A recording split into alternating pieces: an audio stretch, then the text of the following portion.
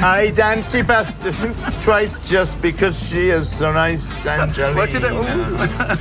The waitress from the pizzeria. Yariva! I eat antipasta twice just because she is so nice, Angelina. The waitress from the pizzeria. Ay, mama, mama, zuma, zuma, baccarat. Ay, mama, mama, zuma, zuma, baccarat. I've seen it all. Arrivederci, ciao. Our guest on this podcast today is Chris Jagger. Chris has had a career in music, film and fashion, and also a passionate campaigner for human rights. He's also written an autobiography. He recalls his travels through India and Tibet and how the experience changed him forever. He tells us tales of his acting role in the cult film The Stud with Joan Collins and designing clothes for Jimi Hendrix, no less. Chris's day job and main passion is being a singer-songwriter. His style mixes blues, folk and rock. You would think it would be hard being the brother of Mick Jagger, but there isn't the tiniest bit of envy or resentment. The brothers are very close, but Chris is most definitely his own man. He's also very funny and a joy to chat with. I liked him very much. At the end of the podcast, Chris very kindly performed acoustically a tune he'd written in support of Ukraine. Chris Jagger. Woo! Woo! Woo! Welcome to the podcast, Rob. Thank you, Chris. Woo! Welcome, Chris. Welcome to Dope. Woo! So you performed here last night. How was it? Yeah. Well, I was doing some old rock and roll numbers, which is not quite usually what I do. So it was a bit of a new thing for me to do. Bit of a different incarnation. So it was fun. I mean, I'm a singer, so I can sing whatever, I guess. Normally in my band, I may do one cover or two covers, but I mean, I'm not really a cover type person. So, and you know, you can't really judge how your performance is. You have to let other people know. Well, I was there. I thought it was fabulous. Oh, It was great fun. Yeah, it's good fun. That's the spirit of it. And I'm here, you know, solo, so I got to fit in with other people's plans. And that's the way the cookie crumbles, you know. But you've been here many times before. This is. Well, yeah, I first came to Prague in the 90s, and we played in this theatre when the guy who put on Ray Charles and all this during the communist days. And it was like a kind of dusty theatre. Wow. I can't remember what it's called. Someone told me that they knew what it was.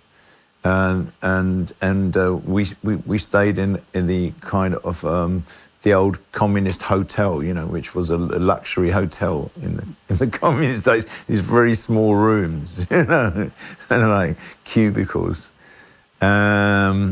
And then I've been back sometimes since. Yeah, I really like the Czech, you know, coming to the Czech. I also got friends in Poland.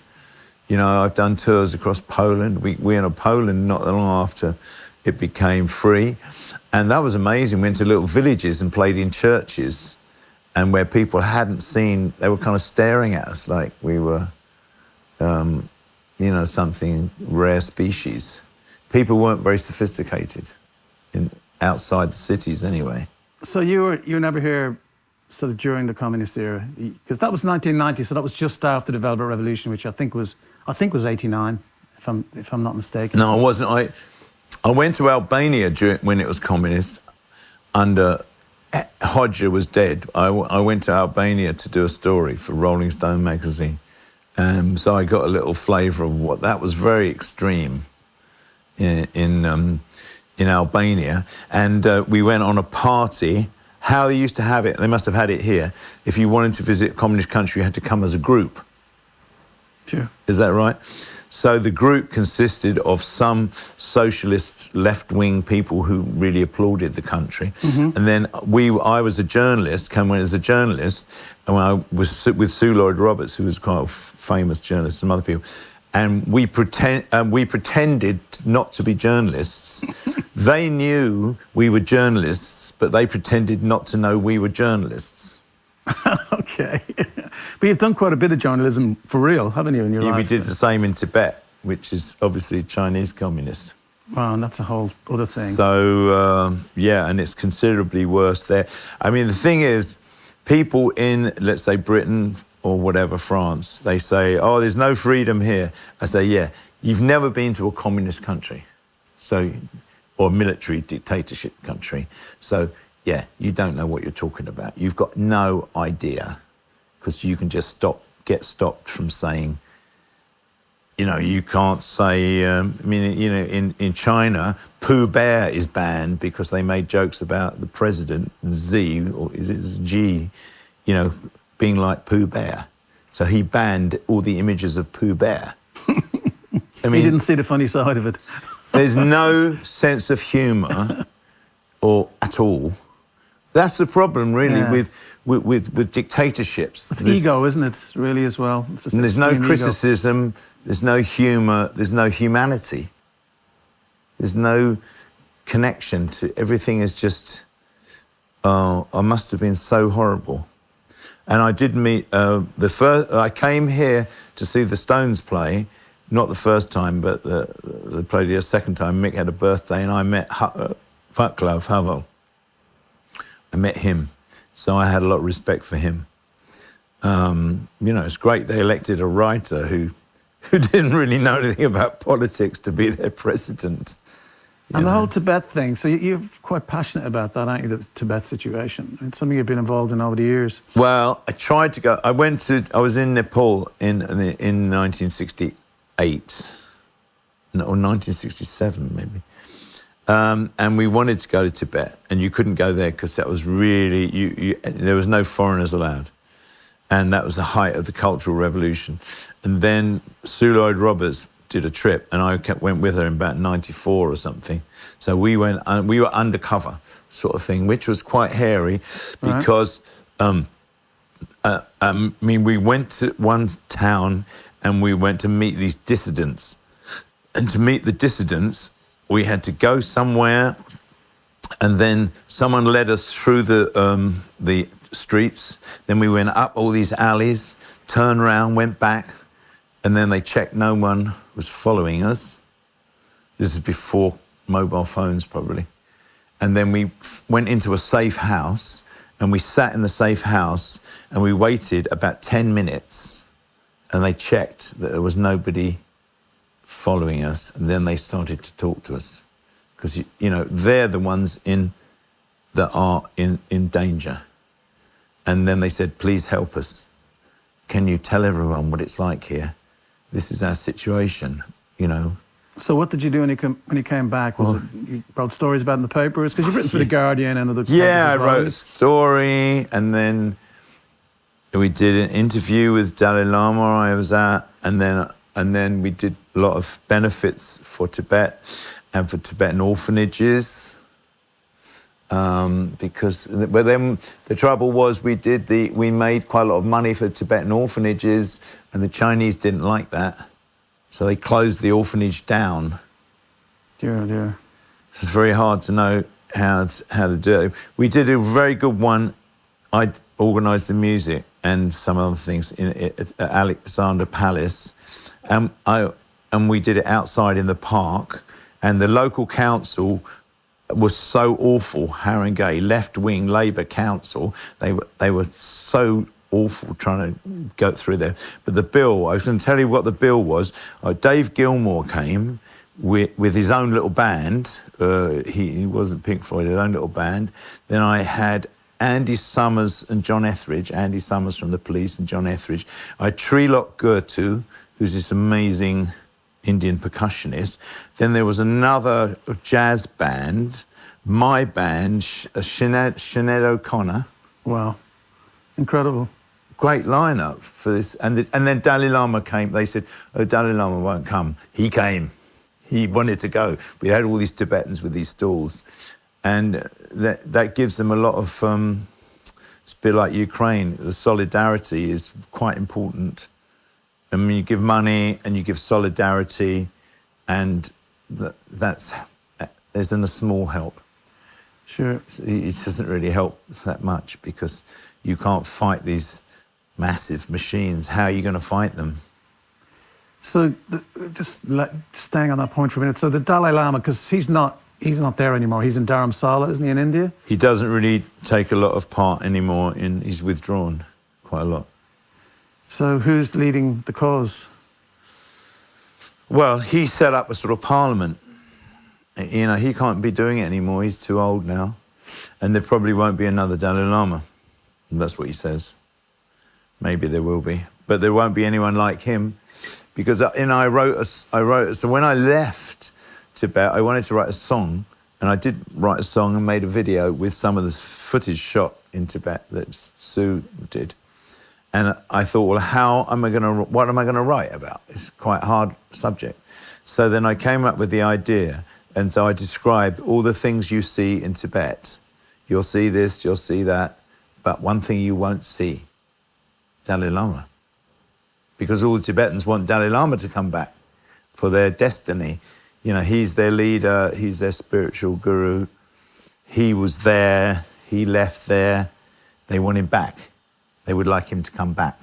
So in the song I say, well, you won't see the Dalai Lama in Tibet, which is what the Tibetans would like to see. So how do you feel about that? You think he should go back? Well, it's not up to him, is it? He's always offered to speak to the Chinese. This is a problem, isn't it, with Putin, with Ukraine. So you say, yes, we'll have dialogue. But then they say no. I mean, the Dalai Lama wanted to have dialogue with the Chinese. The Chinese don't want dialogue. I mean, they stopped dialogue. The Dalai Lama came to speak to the EU in the EU Congress, you know, different thing. And the Chinese said, if you do that, we will do this, we will do that, we will stop you from doing this. And they said, look, dialogue is good. He's coming to talk. Talk. This is good. And it's the same with Putin, isn't it? He just doesn't want to talk. Whereas, you know, the thing with Macron, you know, with the table, 30 foot long or whatever it was. Well, it's paranoid dictators, isn't it? Let's be honest. Well, it's sort of, it's fantastic, isn't it? Because in this world now, you know, I was on the bridge waiting to come here, and by mistake, I called my wife on my phone. Then she called me back, and I said, I called you by mistake. And there I am in the middle of Prague.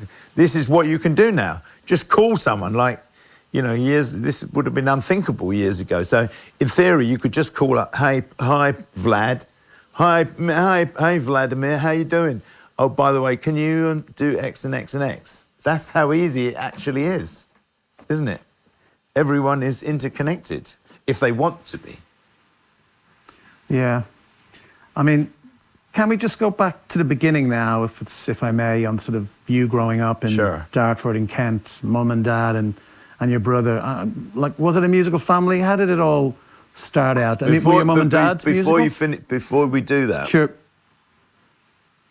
Because I don't know, it came up the other day. A lot of businesses, they do lots of different kinds of business and this and that. And the key to everything is communication. Communication. You know, you can be running an insurance business, or you can be running a bank, or you can be running selling whatever and all that stuff. And it can be very advanced technically and all that. But communication is like, to keep people need communication. People are glad of communication. Hello, how are you, dear? I'm just calling up to see if you're all right. You know, thank you. You know, it's very simple, isn't it?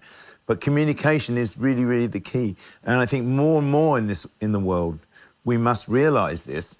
Even though we have very clever means of communication, we still have to use it. You know, there's a lot of companies don't want people to contact them, do they? Because they don't want the hassle. Sure. But communication is so important. And so you think, using that as you're thinking with Putin at the moment, we need to try and communicate with them more, to kind of get the message across? Well, they painted themselves in a corner. Look at the difference between Zelensky. He's talking to everyone all the time on Facebook. Everyone thinks he's great. Putin doesn't talk to anybody, does he?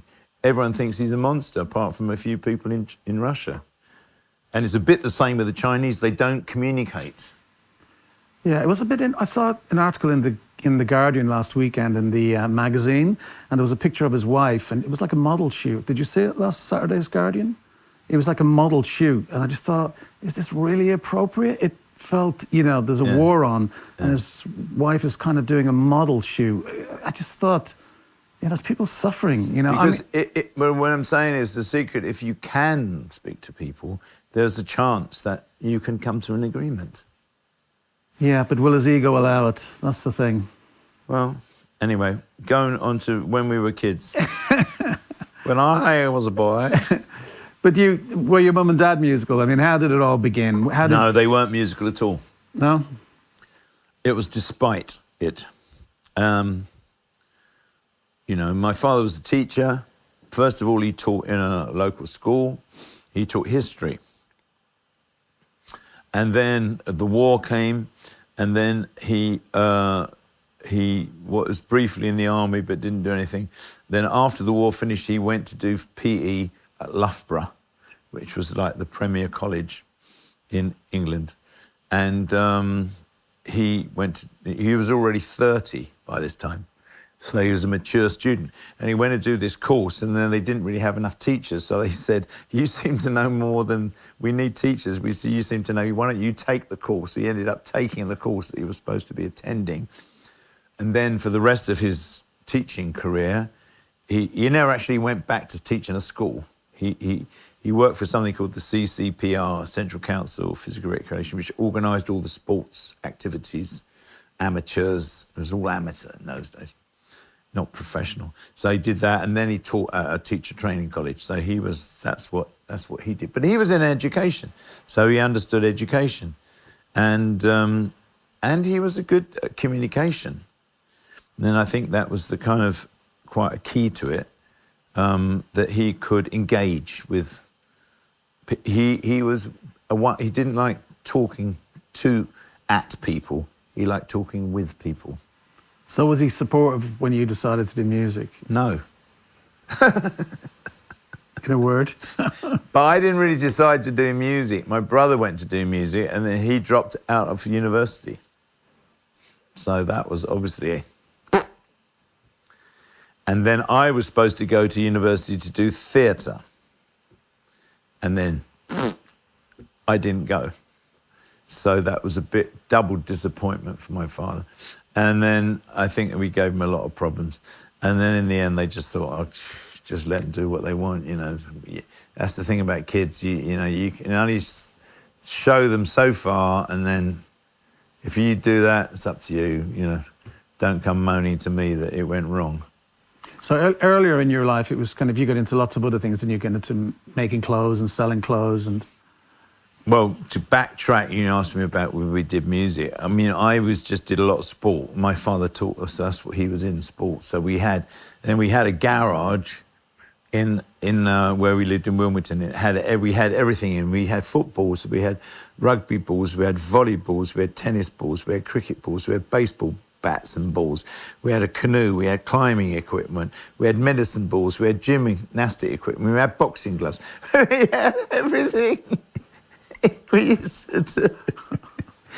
And so that was kind of what I did more. My brother did it, and then also. So he did some running more. He did more running than me. So that's what I grew up doing.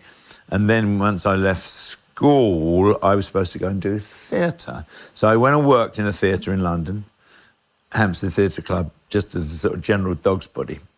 And then I thought, oh, do I really want to do theatre? God, it looks a bit kind of... But you were in Hair. That was later. But when I was like 18, 19, do I really want to do theatre? Because the university course it was theatre studies. Right. It wasn't actually specifically being an actor. I kind of didn't know if I really wanted to be an actor. If I'd gone to that university, I probably would have ended up, producing plays for the BBC or something. And I probably would have had a much more easy, simple life. I gave myself a bit of a hard time. But I was, 1966, 67, I was 17 or 18 in London. And it was all like, everything was going off, and the Beatles and Jimi Hendrix and everyone, and it was all happening, So I thought, damn it, I'm going to go to Manchester University.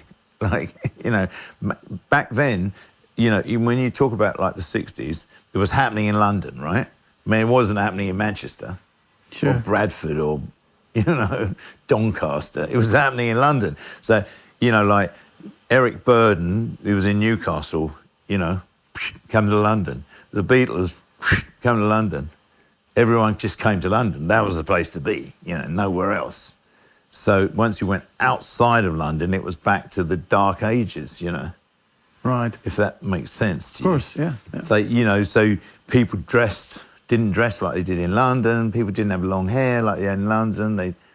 So it was all happening in London. So I thought I just hung around London because it was all happening, And then I made a few clothes and that, and just enough money to get by. And then I took off to India. So I spent my 21st birthday on the beach in Goa. It took me 6 months to get to India, and I was there a year in total. So I was away for a year and a half. So in a way, that was my university. And do you enjoy India? It is. We are very much liking going to India. Because Goa, that's a Portuguese state, isn't it? So it's a little bit different than the rest of India. I only went there for Christmas. Right. Yeah, in fact, Goa had only recently stopped being Portuguese. The Indians used to go there to drink alcohol because alcohol was banned in most Indian states. Yeah, Goa is not typical India at all. But, I went, we travelled overland. First of all, I went to Greece because I had a bit of a love affair with Greece. I'd already been there as a schoolboy. I'd already hitchhiked to Greece when I was 17. I hitchhiked to Greece on my own. And then I loved Greece. And so then when I went to India, I went to Greece, and I was 3-4 weeks in Greece. Then went to Turkey, Iran, Afghanistan, Pakistan, went up to the hills, Kashmir, Indian Kashmir. I'm so glad I did because, those places either they've changed or you can't go there anymore or things have moved on so fast. They were still very old-fashioned then. And then we went to Nepal, Kathmandu. Then I went around India.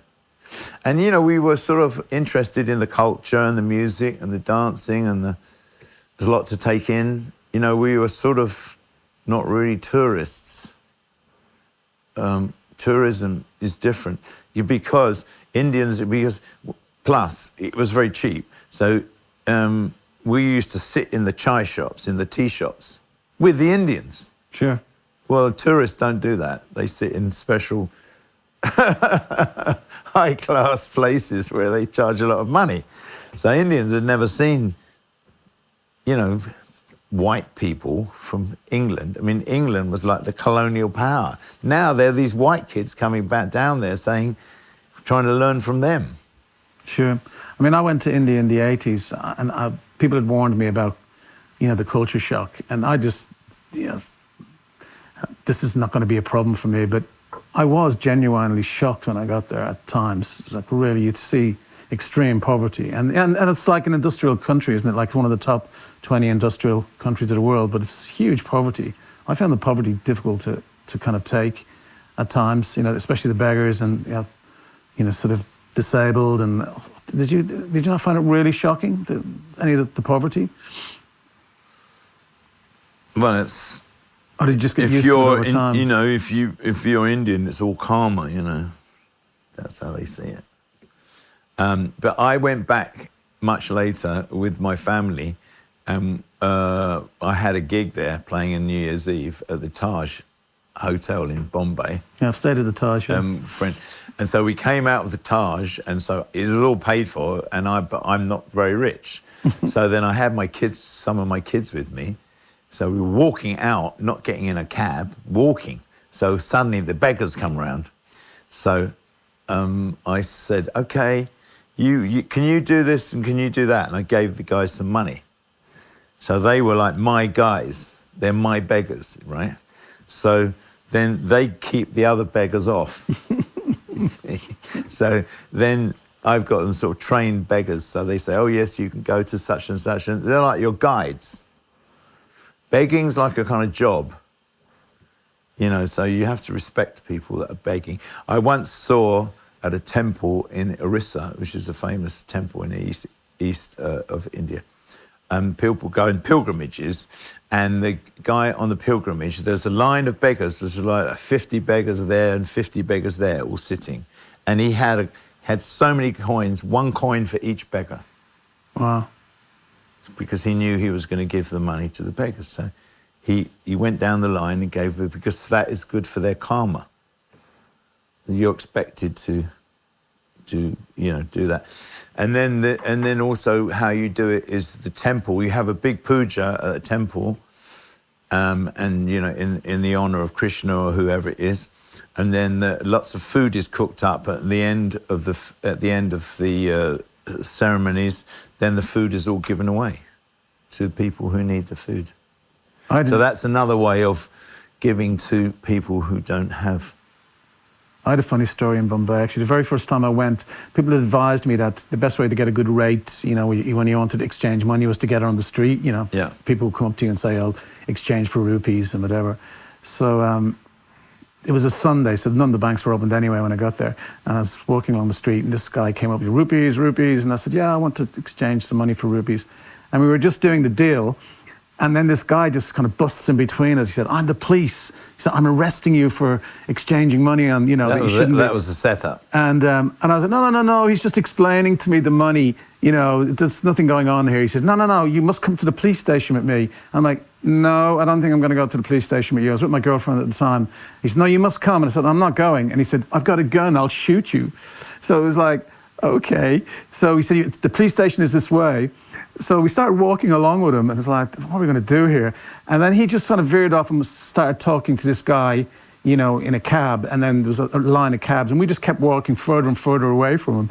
And then another cab just pulled in, and I just said to my girlfriend, "Run!" So we ran and jumped in this cab, and it was like, and then this cop sort of saw us and started running after the cab. We were like, was it a cop or not? I'll never know. But I was like literally throwing money at this guy. I changed money throughout Asia, everywhere, and I was never ripped off.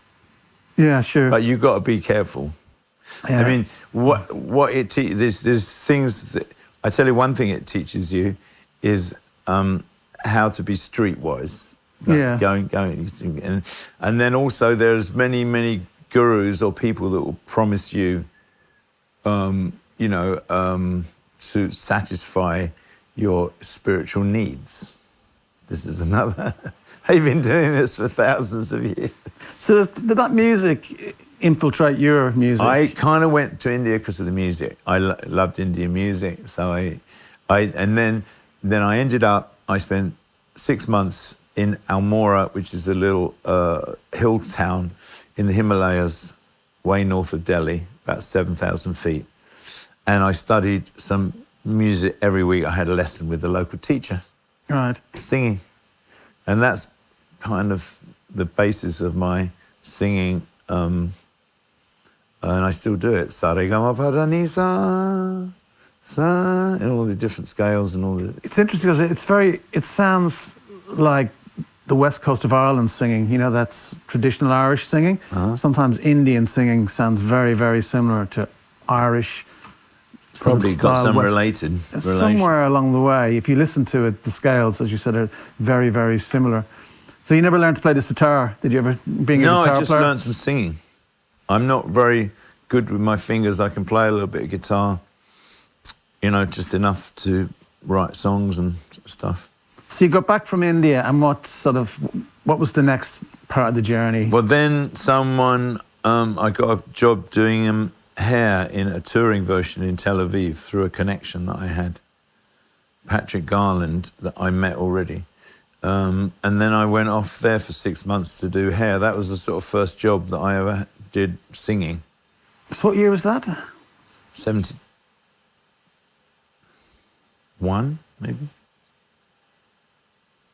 And Tel Aviv, so there was any trouble in Tel Aviv at the time? Or? Yeah, well, they just won that sort of 6-day war, hadn't they? And it was like, everyone was like, they just crushed the Arabs. So, yeah. God. But you know, there's quite a lot of people, there's quite a liberal element and a left-wing element in the in Israel, that intellectual who are opposed to that. It's nearly 50-50, isn't it, apparently? Right, you know, but you know, I mean, I'm not an expert on Israeli politics, but yeah, it was pretty bad. When we used to go to Jaffa, you know, in the Arab Quarter, and I went around Israel a bit. But I mean, for me, it was a job, you know, and thing about being a musician or all that, you sort of like have to go where the jobs are, really. I mean, you don't have to agree with everything that a country does, otherwise you might not ever go anywhere.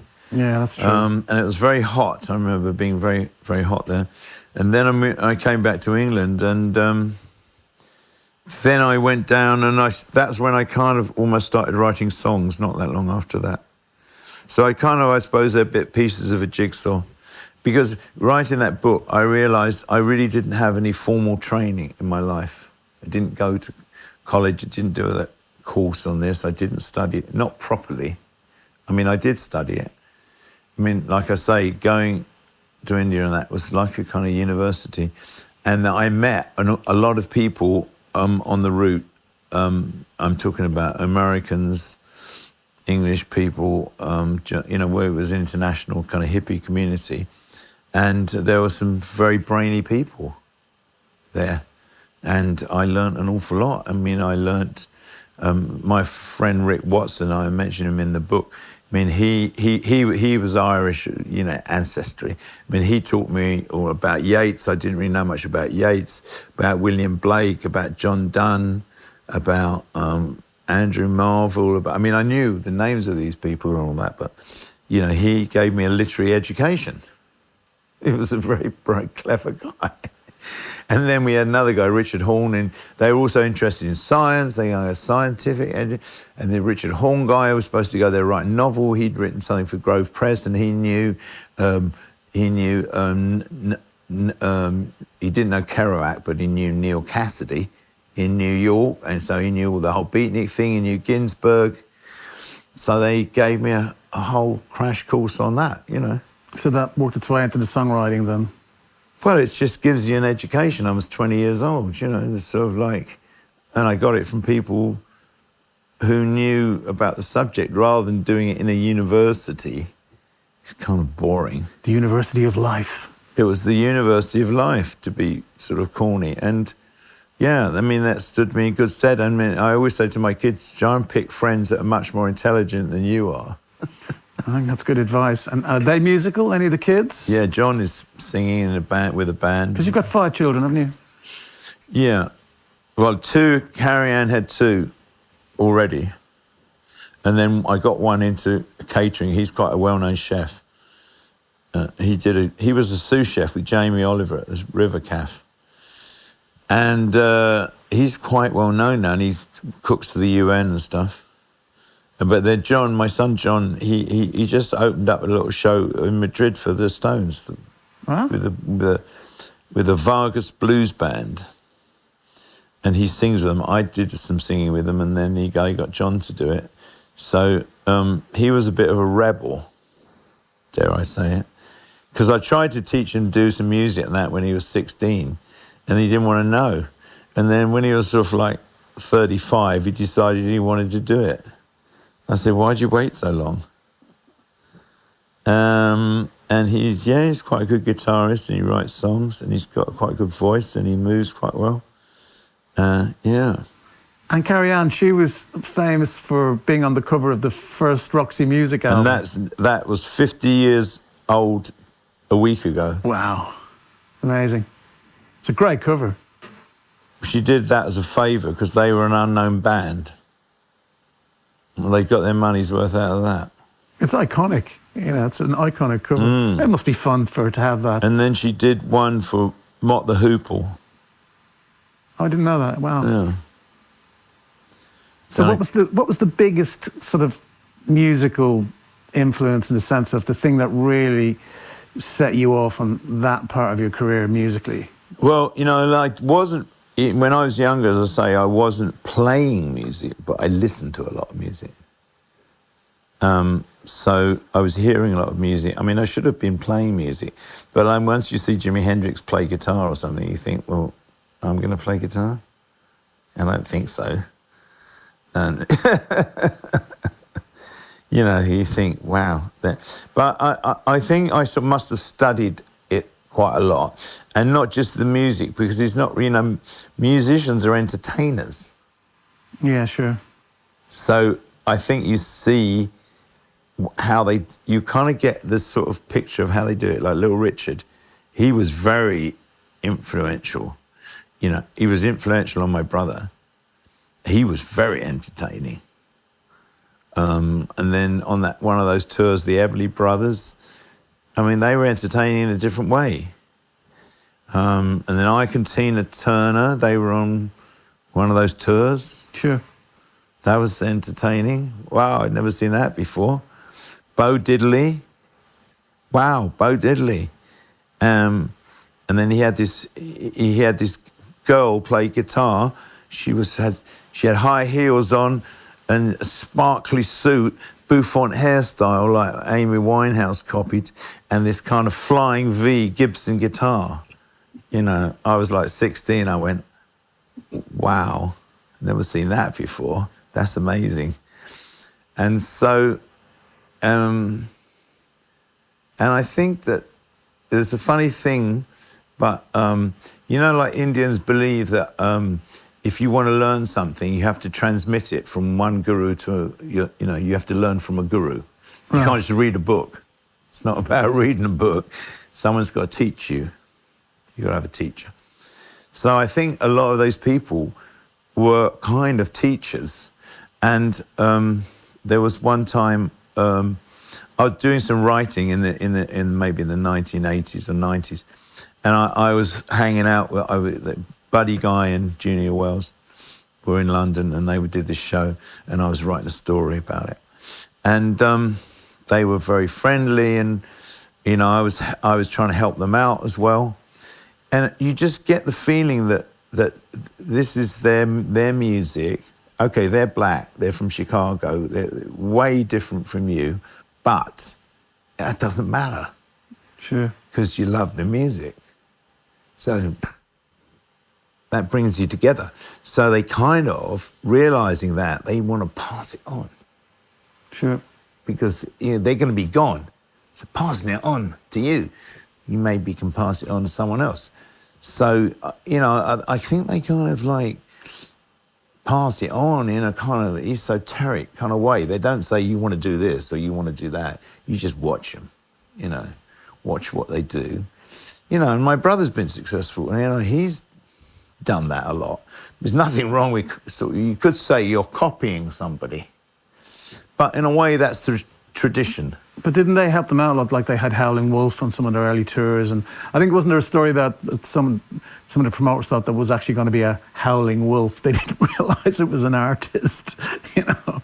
Like there's all those stories about Howling Wolf, but yeah. I thought they always kind of sort of cheerleaded. Well, it's a matter of respect, wasn't it? Yeah, of course. Sure. Yeah, it's a matter of respect. So you give credit and all that, and then you try and help people out. Well, that's the least you can do.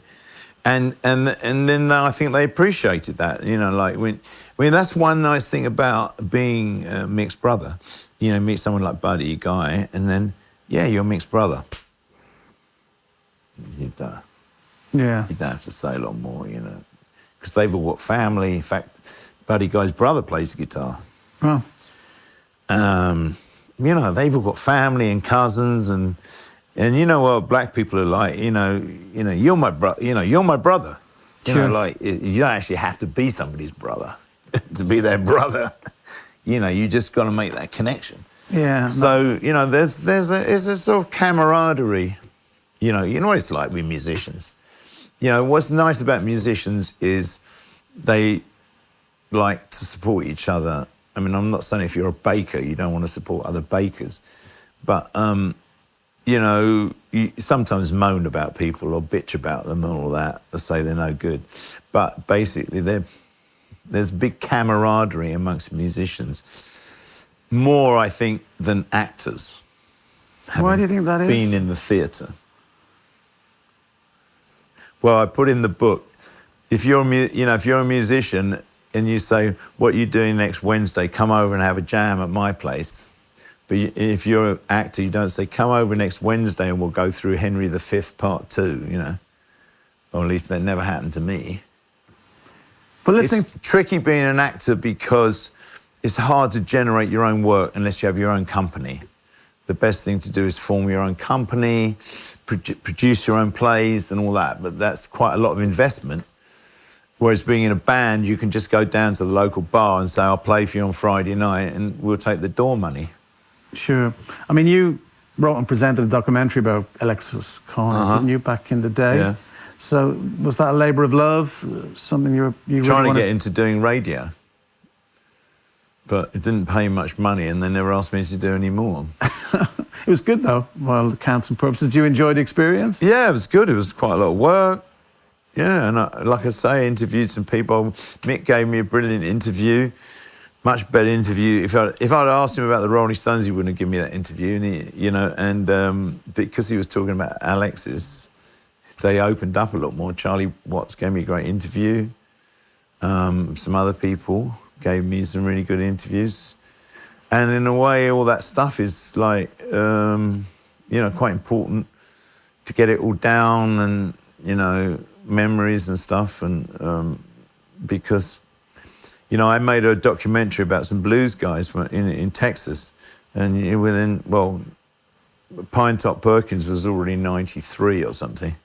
And a year or two later, they were all gone, Sure. And they loved being interviewed and doing it and stuff and having a laugh because they know that they're not going to be around that much longer and they want to put the record straight, Who was that guy, you probably remember better than I do, that went and recorded all those old blues artists? Alan Lomax. Alan Lomax, yeah, that was amazing. I know. Yeah, that's so valuable. I know. He has all. Well, there was a programme in England about Cecil Sharp, and he did the same thing with folk music, and then that led to the Holst and Ralph Vaughan Williams. They had this great friendship, and then they were used. They said we want to make this more English music. They didn't want to have all the German music was totally dominant, and then they wanted to take it back to more roots, to a purer kind of music. And they used some of Cecil Sharp's ideas and stuff he collected. So, yeah, absolutely. Yeah, it's very, very important work, I think. Well, I mean, Ireland looks after that sort of thing much better than they do in England. So, obviously, the blues are a big influence, but in your music, from what I've heard, which I really like, is that there's lots of different influences. It's not just there's jazz and there's a huge amount. It's not just the blues. Is that fair to say? No, I mean, I never really had a blues band. I'm not a blues. I don't want to.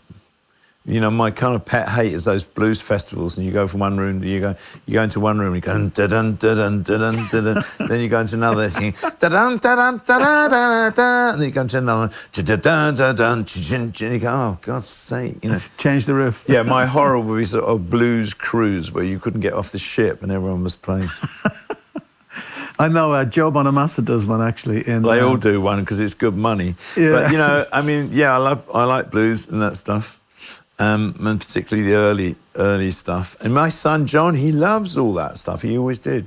But then of course Bob Dylan came along, didn't he? And that was a game changer. And then there's there's jazz, and then there's folk music, which is great. And then that falls into a lot of categories. And that album I made in '94 or something was kind of Cajun thing, because friends of mine had this band in London called Balham Alligators, and they played American sort of, you know, roots Cajun two-steps and Zydeco tunes and rootsy American sort of swinging barroom tunes. And they were like the best band in London for like ages, and no one signed them up and made a big deal of it. You know, it was terrible because they were brilliant players, and they were, but you know, obviously it wasn't commercial music for it to be successful. So I got to know Robin quite well, and then I wanted to make an album because I hadn't made an album for 19 years because we had punk. You couldn't get arrested doing punk. Then we had new wave, then we had the romantics, then we had the blah, blah, blah, blah, blah. And then CDs came along and people started saying, oh yeah, who's this John Lee Hooker? Yeah, I like that, that's good. So I made a record, and I had some kind of two-steps and Cajun tunes and violins and stuff. I was kind of bored with that guitar thing, you know, just the oh God. Yeah, could have enough of that one. I always, since then, I've always had like violin in the band, Charlie plays some accordion, you know, some guitar, but not essential. And where do you see yourself moving musically next? What would you like to explore? I'd say if you're doing another album tomorrow, what kind of record would you like to make? Yeah, that's a good question. I don't really know. I mean, this last record I made with Charlie, I come up with the idea of, because I was writing the book, I come up with the idea, I said, calling it Talking to Myself. So I came up with the idea, let's do a song called Talking to Myself. So then he put it together like a kind of Mose Allison kind of piano trio thing. So we did 2 or 3 songs like that, and then we arranged them quite a lot. And we worked quite hard on the arrangements. So I kind of really do another record a bit like that. It was kind of really good fun because, I mean, you know, I love all that. I mean, I've been listening to Louis Prima lately. I mean, the guy was like unbelievably brilliant. You know, and I mean, I'll listen to Frank Sinatra and... Well, it's got all those amazing, just thinking of Prague and all those amazing string arrangements by Nelson Riddle. I mean, out here, obviously in Prague, you got amazing string players. Maybe do a record out here with string players. I thought you were saying Nelson Mandela. Yeah, well, I do, yeah, string players. I mean, what I'm saying is, when you know, I suppose if you're really commercially successful people, you know, you want to keep doing the same thing a bit. But it's a challenge, isn't it? So you want to push yourself a bit. Can I do this? You know, why not? I mean, when I did that Cajun thing, because Robin McKidd, he was from Dundee, Scottish, he did more or less all covers versions of American songs, right? And they did it very well, and he chose very clever where he chose the songs, and he kind of made them his own. But I said, well, I like all that stuff, but I don't really want to do covers. I want to write my own. And I thought, well, yeah, sounds a good idea, but is it going to work? Sure. You know, what are you going to come up with? So I wasn't sure if it would work, and I think it did work. And then we were in America. We did do a tour in America. It's very hard to play in America. And this girl who was a fiddle player, she said, I like it. It's Cajun with an English soul. So they dug it too, because I was quite interested to see what they would think of it. Are they going to think, hey, come on, give us a break, you know? It's all in the delivery, obviously. If the delivery is sincere, people will connect. Yeah, if you do it well and you do it properly and you got it all, yeah. Because Robin and this Geraint Watkins and all that, they did it absolutely spot on perfectly. I mean, I'm not quite that, you know, I'm not that obsessive about it, really, and things have changed. But it's just a folk, you know, like that Cajun music, you know, it came from Europe. I mean, those polkas and that, they came from, you know, Czech Republic or Germany or somewhere in the middle. And then they took them over to America and then they jazzed them up a bit, you know. And then Mexicans found them and did them. And same Scottish songs went to America and then they did it on the banjo and it changed and then it come back, you know. So there's a cross-fertilisation of that stuff. And it's kind of longing to find roots as well, I suppose, in those countries. Do you think that's fair to say? Well, what happened with Cajun music was the Brits kicked them all out of Canada, which was their home, and then they chucked them down in Louisiana, which was very poor and not very good for farming. And so they had to hold on to their culture. So the music became very important. It's a bit like Jewish, history, isn't it? They had to hang on to the written word and the music and the cookery and all that stuff. So you preserve your identity, because you're going to get a kick. It's going to happen with you people from Ukraine. They're going to be, it's happened with Tibetans, because if Tibetans can't be Tibetans growing up in Tibet. So a lot of them want to leave so they can be Tibetans. They want their children to go to a school to learn Tibetan. Yeah, because they banned the language, do they? Yeah, they don't want them to learn Tibetan or Chinese. They want them brought up as... It's a genocide by, Wiping out the culture. Wiping out the culture. You change all the names of the mountains into Chinese names and, all that. It's just a drip, drip, drip, drip over one generation. So music and stuff like that is very important for cultural identity and enjoyment. And, I mean, the interesting thing about music is it's a sort of how I see it, is it's a sort of social, it enables a social event to happen. So if you say, no, let's say I play in Italy, they say, oh, come, we want you to play, something. It's not just about you playing. First of all, you've got to go there. Then the first most important thing is you have to have the food. Mangiare. Yeah, that's like the most important thing.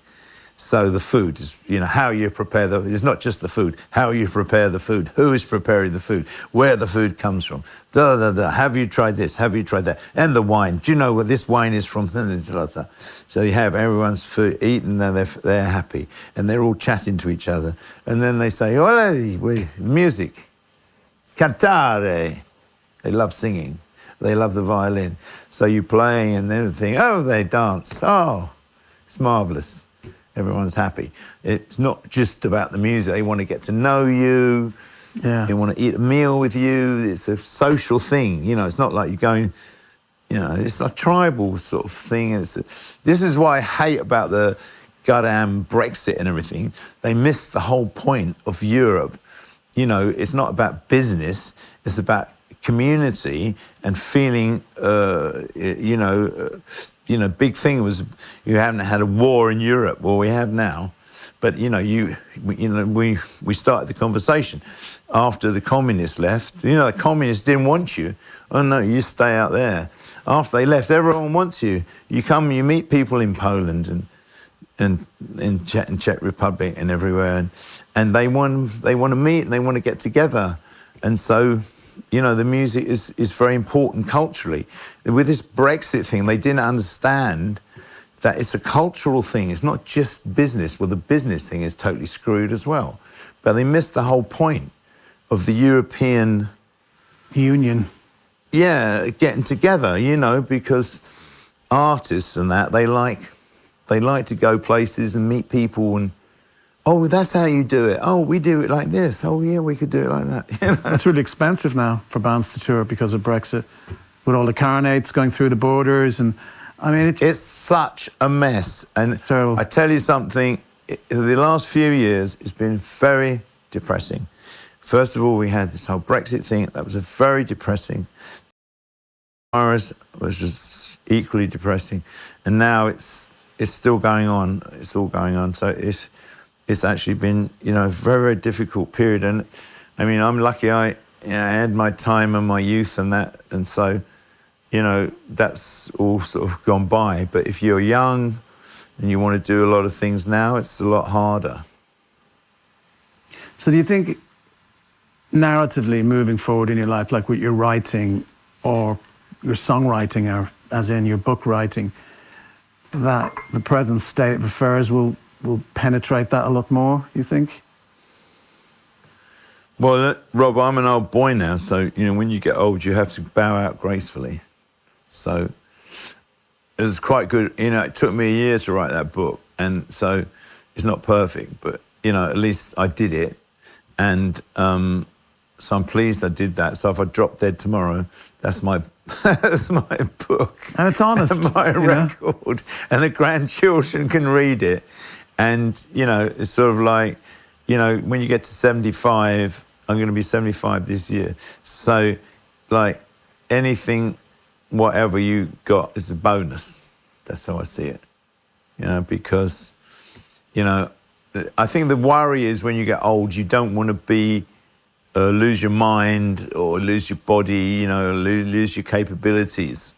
You want to still be sort of active as long as possible. So you don't want to kind of fade away very slowly, you know. So, you know, I think working and that keeps you kind of busy. And, you know, it's funny getting old. And obviously you see things differently. Like, and then you see, I like young people a lot. I like talking to young people. There's quite a lot of people that are very boring in this world that are not interested in you talking to them. Back to the communication thing. You know, everyone's on their phone.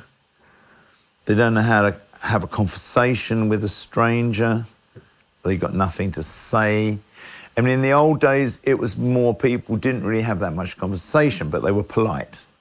You were always polite. Hello, oh, you're an old person, let me give up my seat for you on the bus, and all that. So there was, you know, hello, Mr. Nice to see you. Yes, I'll see you again. Goodbye. You know, it was like, that was sort of the polite. Cost nothing. Yeah, that's how it used to be. But now you walk down the street and someone's like that, and I go, you know, you're walking into you because they're looking on their phone.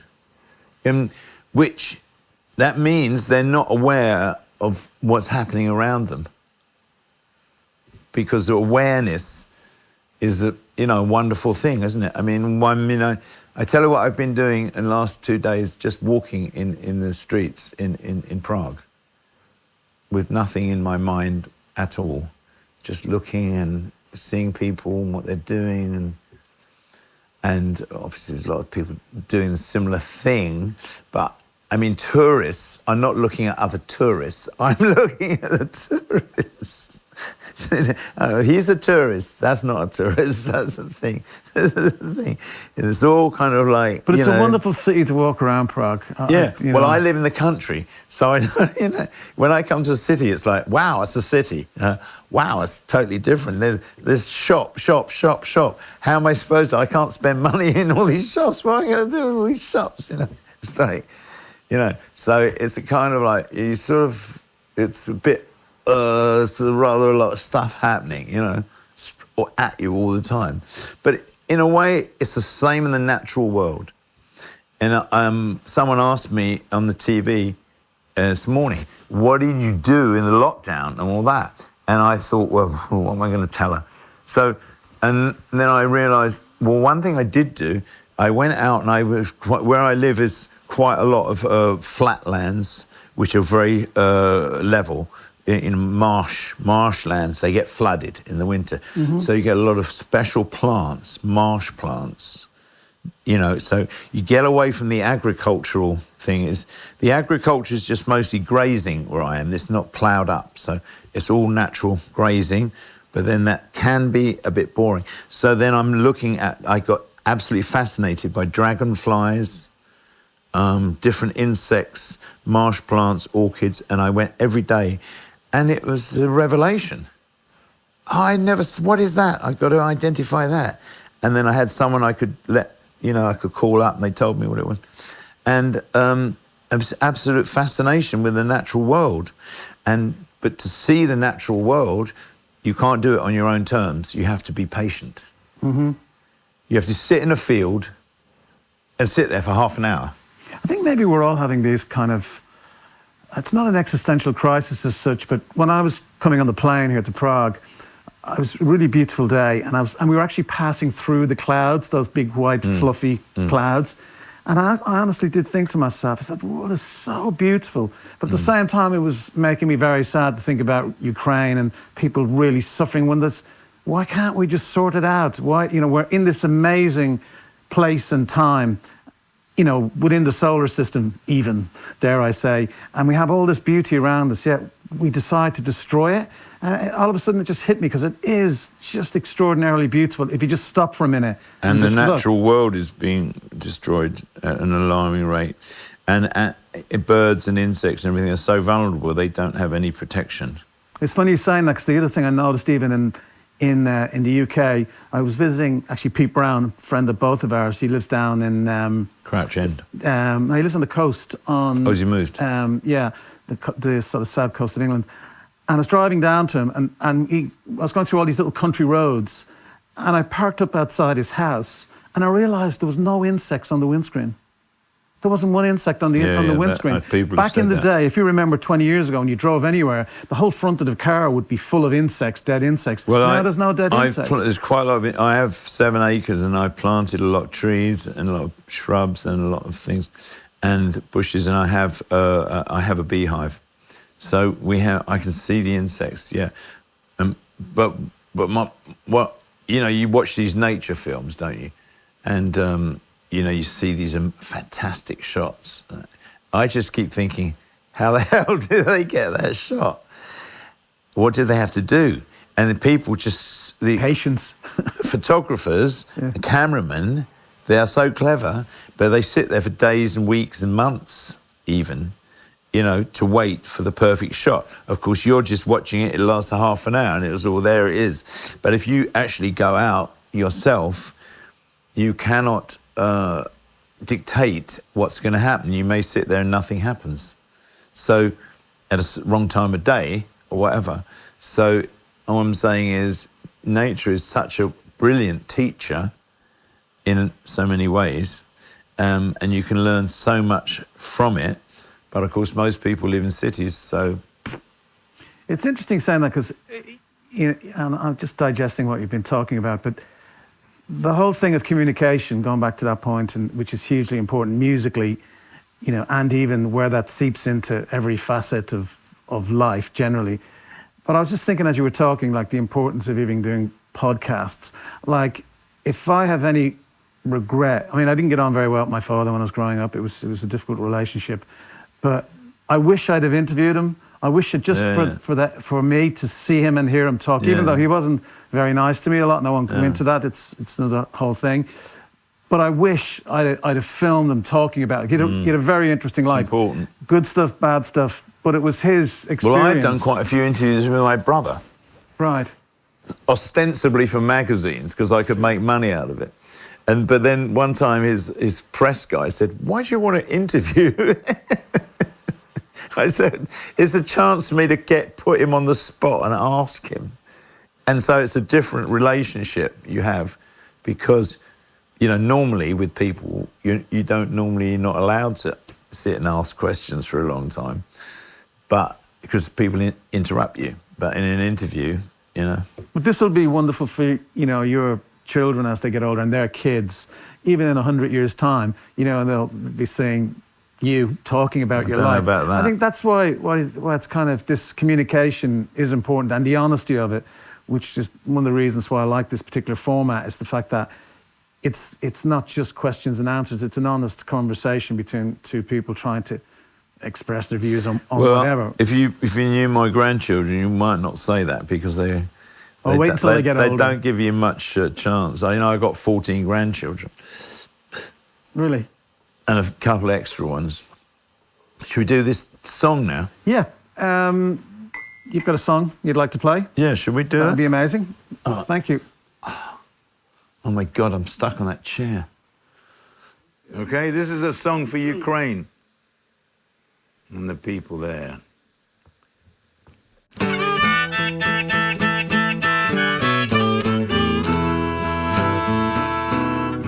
It's too bad,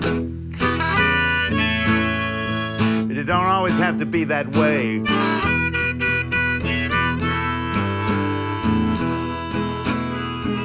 It's too bad, but it don't always have to be that way.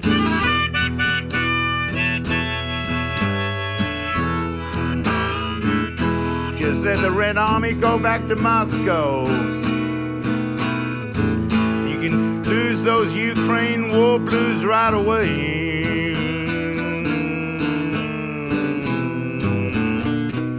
It's too sad, but it don't always have to be that way. It's too sad, but it don't always have to be that way.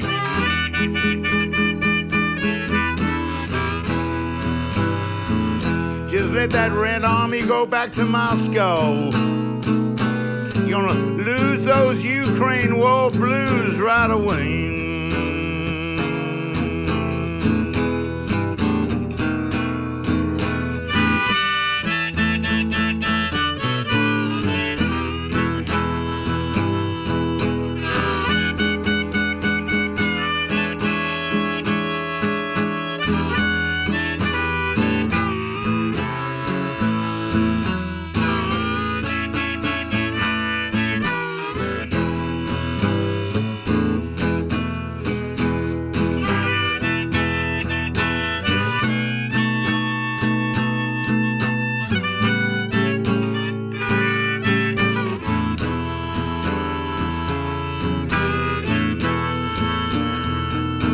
Hey, Mr. Putin,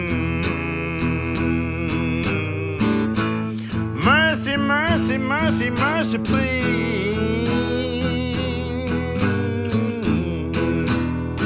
Hey, Mr. Putin, mercy, mercy, mercy, mercy, please.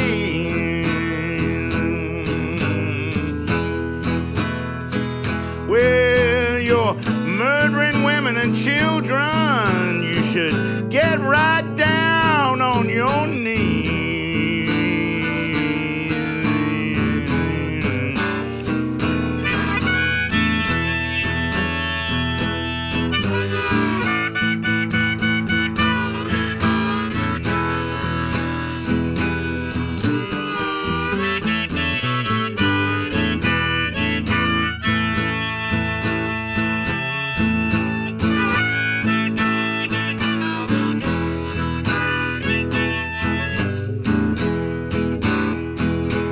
Yeah, you're murdering women and children. You ought to get right down on your knees.